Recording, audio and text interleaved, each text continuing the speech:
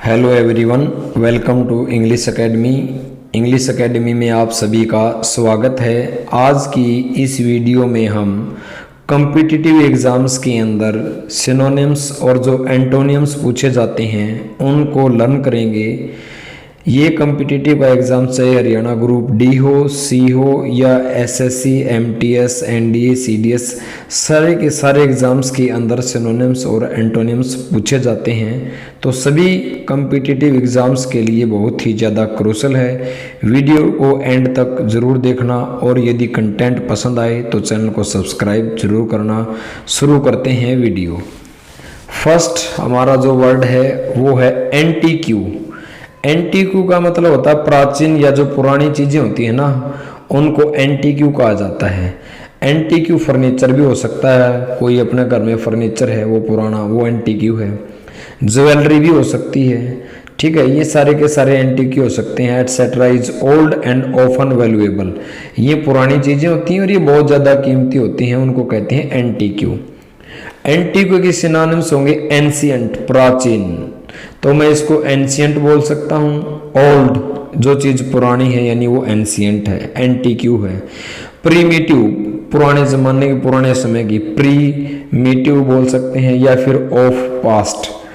तो इसके सिनोनिम्स हुए ऑफ पास्ट, प्रीमिटिव, ओल्ड और एंशिएंट। एंटीक्यू के हुए सिनोनिम्स। इसका उल्टा हो जाएगा, कोई चीज़ मॉडर्न है, नई है, यानी रिसेंट होता है, हाल ही में जो अभी आई है, या नोवेल्टी भी बोल सकते हैं हम इसको। तो मॉडर्न, रिसेंट, नोवेल्टी और वोग। वोग का मतलब होता है ए पॉपुलर और फैशनेबल स्टाइल, यानी कि मॉडर्न स्टाइल। वोग भी इसका जो है एंटोनियम्स हो सकता है, VOGUE, वोग, यानी कोई भी पॉपुलर या फैशनेबल जो स्टाइल होता है उसको वोग कहा जाता है, यानी मॉडर्न कहा जाता है। सेकेंड वर्ड है हमारा एंटीपैथी।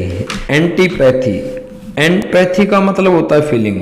यदि आप इसको रूट वर्ड से याद करो, एटाइमोलॉजी जो मेथड है जो नॉर्मन लुइस का, पैथी का मतलब होता है फीलिंग, और एंटी का मतलब उल्टा, यानी कि जिसके आप यानी आपकी फीलिंग ही नहीं है, ठीक है। जैसे मान लिया आप कहीं से जा रहे हो, कोई व्यक्ति के चोट लगी हुई है, एक्सीडेंट हो गया और आप उसको देख करके आगे निकल जाते हो, आपके मन में कोई दया नहीं है, यानी आप उसके प्रति एंटीपैथी है आपकी, आप उस चीज़ की तरफ आपका कोई काइंडनेस नहीं है, तो उसको बोलेंगे एंटीपैथी, जिसकी फीलिंग ही नहीं है, यानी a feeling of strong dislike.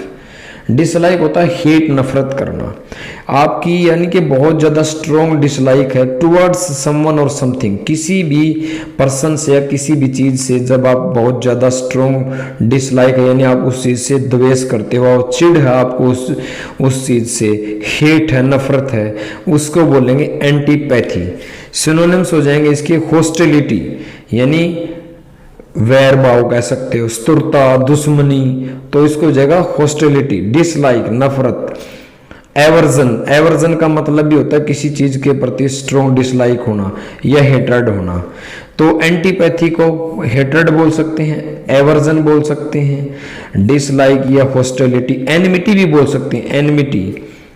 एंटोनियम्स हो जाएगा इसका लव करना, यानी इसका उल्टा हो जाएगा, या फिर अप्रूवल, किसी चीज़ को आप अप्रूव कर देना, यानी मान जाना, यानी एडमायरेशन करना, तो मैं इसको एडमायरेशन बोल सकता हूँ एंटोनियम्स, लव या फिर अप्रूवल करना। नेक्स्ट वर्ड है एम्पलीफाई। एम्पलीफाई का मतलब होता है, मानो कोई स्पीकर है और उस स्पीकर, जैसे प्रेयर में या प्रार्थना में, स्कूल में जो स्पीकर लगा होता है उसको चलाने के लिए एक एम्पलीफायर लगाया जाता है, और एम्पलीफायर क्या करता है, उसकी साउंड को इंक्रीज करता, बढ़ाता है, एलिवेट करता है।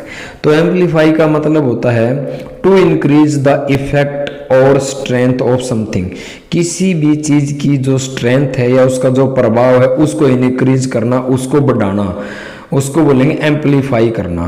यानी कि जैसे गाड़ी चला रहे हो तो एक्सेलरेटर के ऊपर पाँव रखते हैं तो क्या होगी, गाड़ी की स्पीड बढ़ जाएगी। तो मैं इसको क्या कह सकता हूँ, एम्पलीफाई को एक्सेलरेट करना, बढ़ाना, इंक्रीज करना, बूस्ट करना। बूस्ट का मतलब भी जैसे आपका मोरल है, मोरल अच्छी आपको कोई इंस्पिरेशनल्स जो है आप वीडियो देख लेते हो तो आपका जो मोरल है ना वो बूस्ट हो जाता है, इंस्पायर मिलता है आपको एक। तो बूस्ट करना, एक्सेलरेट करना, एनलार्ज करना, बढ़ाना, और एस्केलेट करना भी जो है इसका सिनोनिम्स है। एस्केलेट का मतलब भी होता है टू इंक्रीज करना, इंक्रीज करना, ऑगमेंट करना। साइंस में आप बायोलॉजी में पढ़ते हो ऑगमेंटेशन, ठीक है, तो ऑगमेंट भी आ जाएगा, या एलिवेट करना। काफी इसके ये सारे के सारे जो सिमिलर वर्ड हैं, जो सिनोनिम्स है, ये बहुत ज्यादा इंपॉर्टेंट है। एक्सेलरेट करना, बढ़ाना, बूस्ट, एनलार्ज, एस्केलेट करना, एलिवेट करना, ऑगमेंट करना या इंक्रीज करना, इसके जो है सिनोनिम्स हैं। एंटोनियम्स क्या होंगे, कम कर देना यानी करटेल कर देना। जब आपके जो है राइट्स वगैरह को कोई ऐसी इमरजेंसी वगैरह लगा करके आपके राइट्स को करटेल, फंडामेंटल राइट्स को करटेल कर दिया जाए। लेसन करना, एक तो होता है लेसन, वो तो होता है टॉपिक पाठ, ये है लेसन, LESSEN, कम करना। डिक्रीज करना, अबेट कम करना, रिड्यूस करना, डिमिनिश करना या डाउन साइज करना। तो इसके एंटोनिम्स हो जाएंगे डाउन साइज करना, डिमिनिश कम करना, रिड्यूस भी कम करना, अबेट कम करना, डिक्रीज कम करना, लेसन करना, करटेल करना, ये सारे के सारे इसके एंटोनिम्स हो जाएंगे। फोर्थ वर्ड है हमारा एमास, AMASS। अमास का मतलब होता है to collect for one self.